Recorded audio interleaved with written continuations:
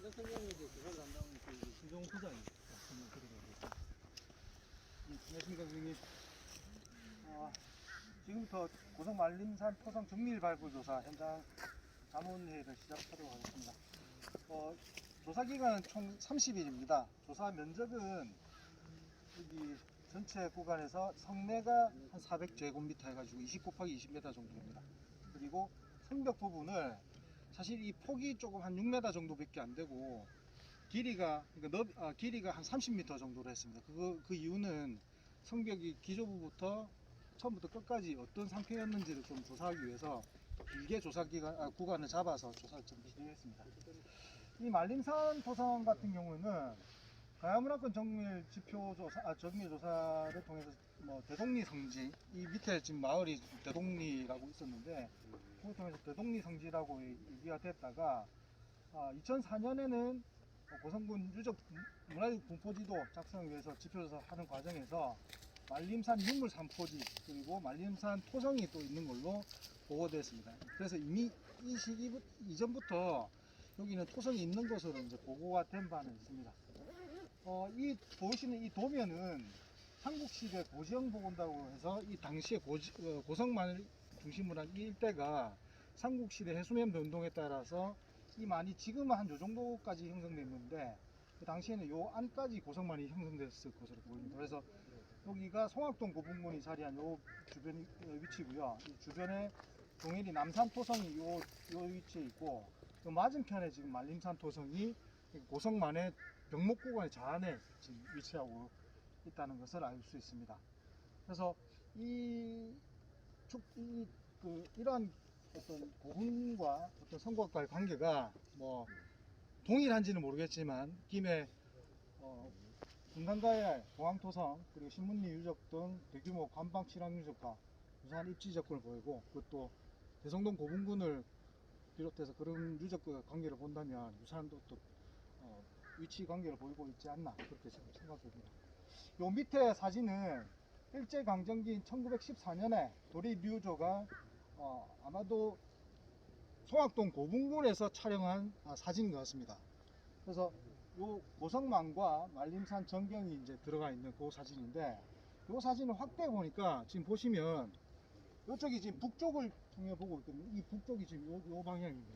그래서 이 말림산 송악동 고분군에서 이쪽을 바라보니까 요런 광경이 이제 찍힌 것 같고 확대해 보니까 그 정상부에 요런 토축의 형태가 좀 선명하게 좀 남아 있는 것 같습니다.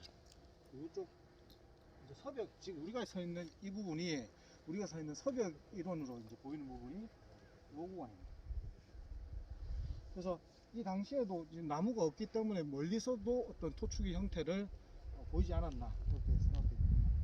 그 이외에도 지금 신정동국 여지성남을 보면 고성현 산천도에 불암산은 현의 서쪽 2기에 위치하고 있다고 되어 있습니다. 그리고 그 불암산에 토성 고기가 있다고 해가지고 토성의 옛하고 성터가 여기 남아있다고 전했습니다. 그리고 고지도상에 19세기 동요대에서만 이 부분이 좀 고지도 중에 보이는데 여기 불암산이라고 되어 있습니다. 불암산 아래에 표시가 되어 있는 그 아래에 성곽의 표시가 되어 있고 그래서 이 불암산 곧 이 말림산을 위치상 지금 현 위치상 비교해 보면 그 말림산 토성을 얘기하는 것으로 추정되고 있고 실제 산 아래에 불암이라는 마을이 근처에 있다고 합니다. 그래서 이 산이 예, 불암이 대동로 맞아. 바로 예. 밑에 보니까 불암이라고. 이거는 이 사진은 1969년 항공사진에서 보이는 말림산 토성인데요. 사실 이 노란색으로 표시한 부분하고 돌출되어서 보이는 부분하고 좀 맞춰보니까 좀 유사한 면이 좀 많았습니다. 그래서 측량이 그렇게 틀리지 않았까 그렇게 생각되고 이 부분은 2019년에 작년에 실시한 시굴조사 부분입니다. 이 노란 선으로 되어 있는 게 그나마 이제 성벽의 형태가 지금 남아 있는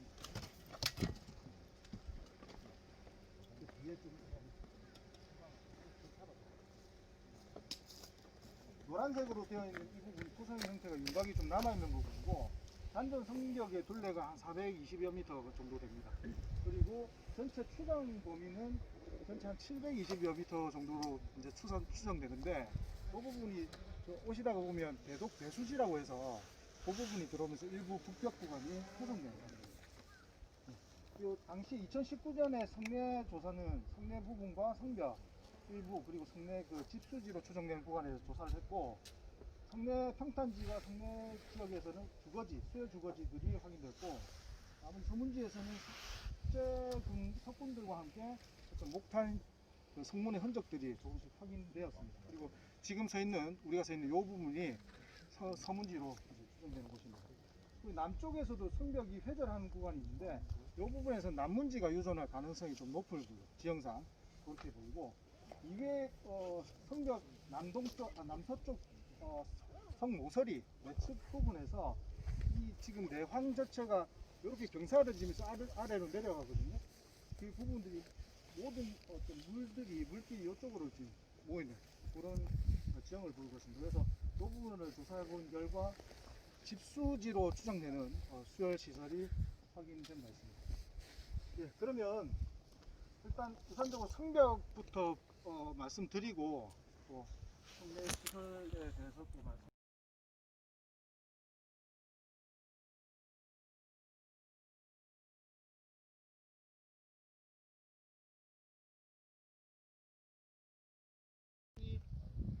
부착이 안 됐습니다. 이 아래부터 이제 내왕이 시작되기 때문에 지금 이 부분은 아마 위쪽으로서 서문지와 관련 위쪽으로서 남아있는 그렇게 생각됩니다. 네, 지금 내왕의 전경이고요. 토성의 외벽에서 바라본 모습입니다. 이 토성의 축조 기법을 같이 보시면서 공정상의 특징을 저희들 정리한 것을 좀 말씀드리면 우선 기초를 기반하고 정지해가지고 완만한 이렇게 성토층까지 정지를 하게 되는데 이 경사도가 11도에서 18도 정도가 됩니다. 그리고 그 상단에는 전반부에는 이런 파란색으로 표시해 놓은 그런 그 정지층을 형성하게 되는데 앞에 구가 하나 있어가지고 그걸 이제 기조로서 사용하지 않았나 그렇게 됩니다. 그리고 그 위로 석벽 그러니까 면을 석재로 해서 면을 이렇게 두른 토대를 마련했는데 이 토대의 역할은 이 수평상의 어떤 높이를 만들고 그 위에서 본격적인 이제 성체를 이루게 되는 기초라고 이제 생각됩니다. 여기서 특징은 성벽 기초로서 또 뭐 역할을 하는 부분도 있지만 토대 바깥면에 석재를 대가지고 이런 나중에 향후 유실이라든지 이런 부분 방지하기 위한 어떤 토목적 구조로서 남아있다는 것이 특징입니다. 그 이후에 성토를 해가지고 완공하게 되는데 저희들이 사실 요 수축 여부에 대해서는 사실 또 여러 가지로 좀 조언을 해주실 부분이 있겠지만 저희들이 판단하건데 여기 목주가 하나 확실히 들어가 있거든요. 그래서 요 목주 바깥으로 해가지고 일부는 수축의 흔적이 좀 확인됐다고 생각해서 그런 수축의 어떤 이후 수축의 양상도 이제 말씀드리고자 합니다. 이 부분은 현장 보시면서 좀 설명을 드리겠습니다. 예. 이러한 부분들이 전체적으로 사실 가야 지역에서 확인된 성벽들과 함께 좀 얘기가 될 수 있겠는데 요 위에 것은 기조가 확인된 어떤 하천 성산토성 다라국 도성이라고 이제 뭐 얘기가 되고 있는 부분인데 요 바닥부에 굴을 굴착해 가지고 요번 점토를 채워서 위에 있는 성체와 접합되도록 한 후에 성체가 흔들리지 않도록 하는 구조가 하천 다라국 도성에서 확인되었습니다. 그리고 다만 안곡산성 같은 경우는 토석 건축으로 이제 내부를 구성하고 뭐 이게 또 토성이든지 토성 건축이든지 간에 어쨌든 대부분의 재료를 석재와 토재를 같이 이용해 가지고 축조한 그런 특징이 있습니다. 그런데 또 중심 축대를 쌓고 여기 외연부터 이제 축대하게 되는데 이 축대와 같은 구조가 이번에 사실 확인된 성면 뭐 토축하고 비슷한 면이 사실 있긴 있습니다만 요거 안곡산성과는 또 다른 그러니까 외연부터 석재를 해가지고 토축을 쌓았다는 그런 특징으로 볼 때 이 소가야 말림산 토성만이 가진 어떤 건축공학적 특징이지 않을까 그렇게 생각됩니다. 예. 그럼 사실 토성에서 출토된 유물을 보면 크게 두 가지입니다. 하나는 초기 철기 시대 삼각형 점토대 단계의 어떤 유물들입니다. 이 유물들은 성벽 내 곳곳에서 지금 포함되어 있습니다. 그래서 이전 단계에 고지성 취락이 있었다가 그거를 그 취락이 있었던 그 토사를 채취하는 과정에서 유입되는 그런 것으로 보고 있고, 이 유물들은 지금 내황 어떤 경사면에 이렇게 지금 노출되어 있는 부분들을 수습한 것인데, 이 유물들은 아마도 송악동 고분군과 비교해 봤을 때, 그 주변 고분군과 비교해 봤을 때 5세기 후반, 6세기 전반 정도에 해당하는 유물들로 판단되기 때문에 송악동 고분을 조성한 집단 그 시기와 이 말림산을 운영하고 했던 시기가 좀 부합한다, 그렇게 좀 볼 수 있겠습니다.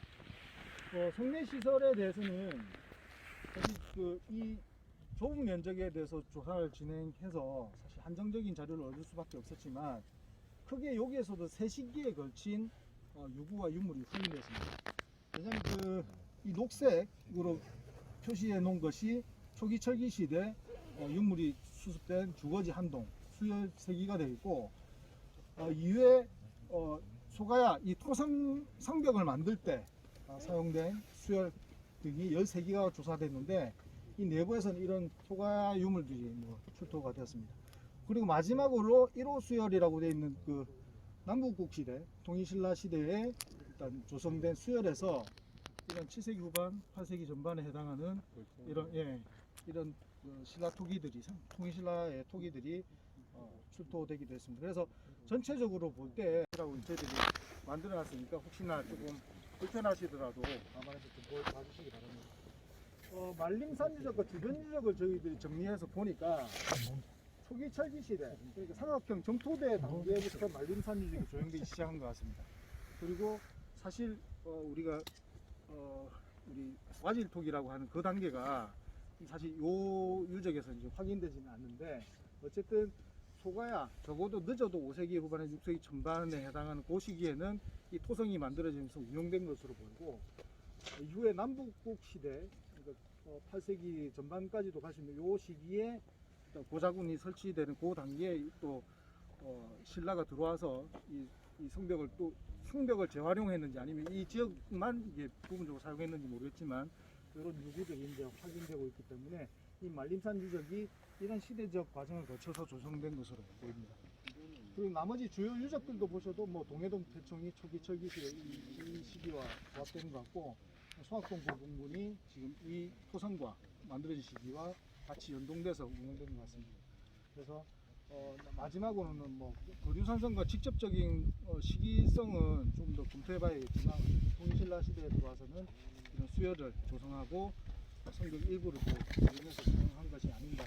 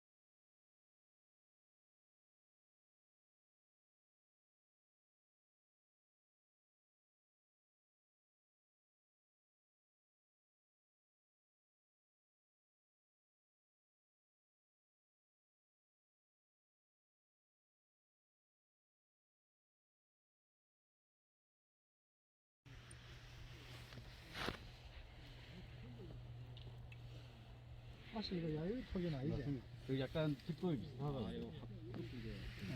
이 야유턱이 좀 느낌이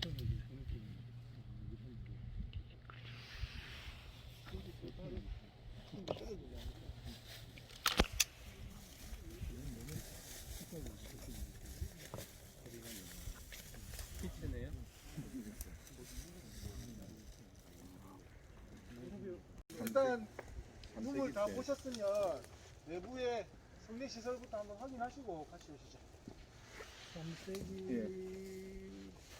3세기보다는 저게 좀 빠른 톡이 돼요. 왜 때문에 3세기 이전 톡이니까. 하여튼 여기에 그 생활 실내 들어오고 이제 매- 만들어졌는데 매장 예, 그걸로 화장로 가장로 그렇게 할 수가 있습니다. 그런데 이게 예 원래 아니 이제 그 이제 하여튼 불교 할 때 화장로에 어떤 작품 예. 뭔가 그게 이거는 제작한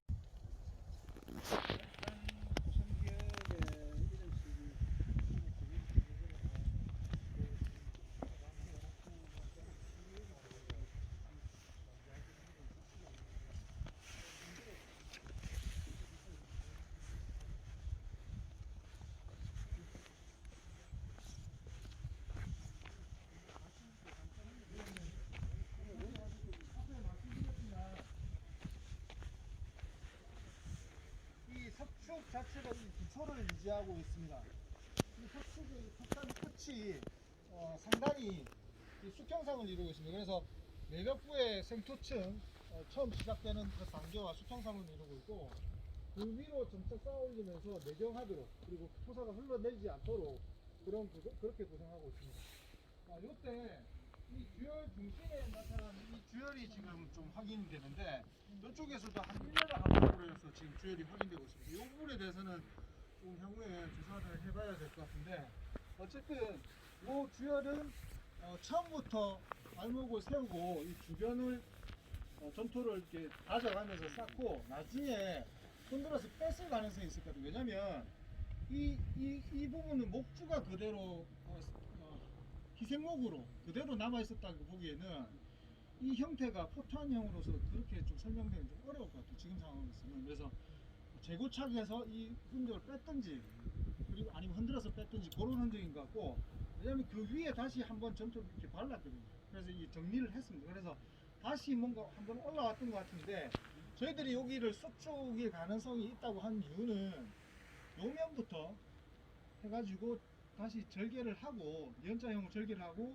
이 나무를 만들고 지금 다른 부분에 대해서는 거의 한 20cm에서 30cm 두께로 토축이 이제 성토가 형성되는데 기본적으로 이 부분은 5에서 한 7cm, 8cm 정도 두께와 8cm 정도만큼 해가지고 수평상으로 이제 성토되는 그런 특징을 보이고 있습니다. 그래서 약간의 어떤 기술상, 공법상의 어떤 변화가 있었다고 생각해서 사실 유물은 여기서 출토는 되진 않았습니다만 이 부분의 수축 가능성을 충분히 염두에 두고 있습니다.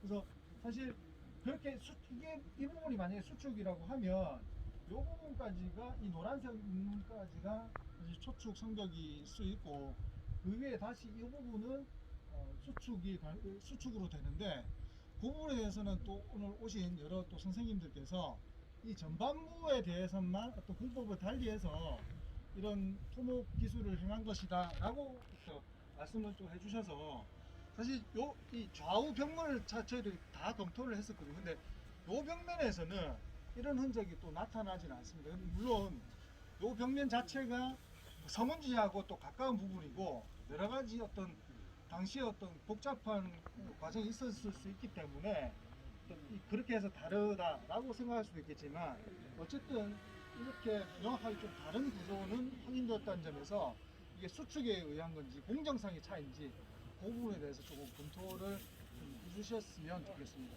저희들도 나름 이제 판단을 하고 있는데 일단은 저희들 수축으로 좀 봤습니다.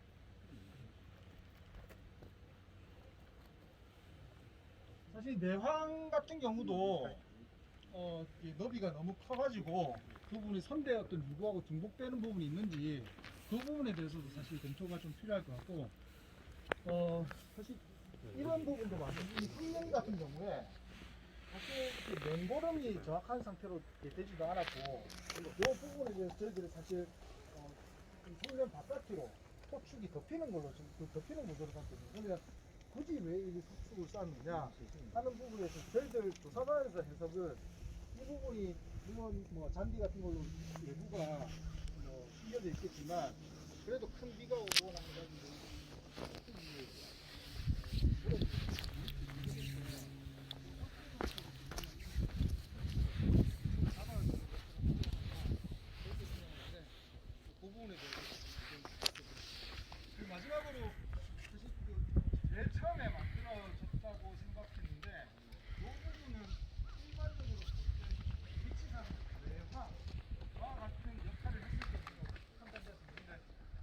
조사 결과 이 부분은 이 성체가 드러나기 전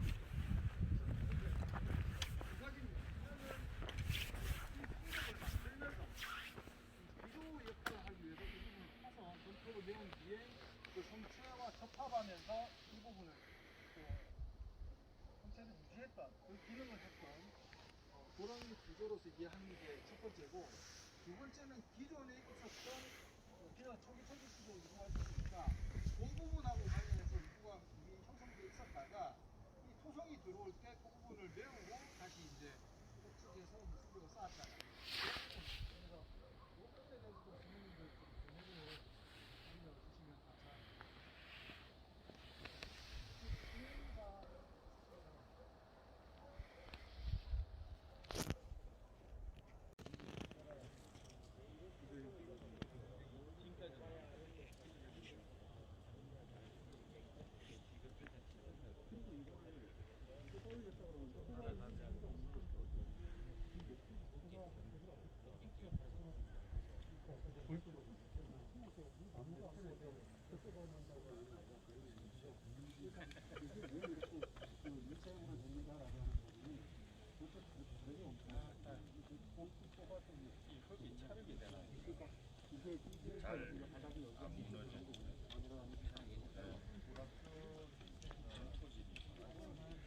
아래쪽에 또 깊이가 내려가지고 현대 전기관에서 기정목은 기관을 단단하게 하고 전기관용이어가지고 그 혼자 들어가는 부분을 잡아주고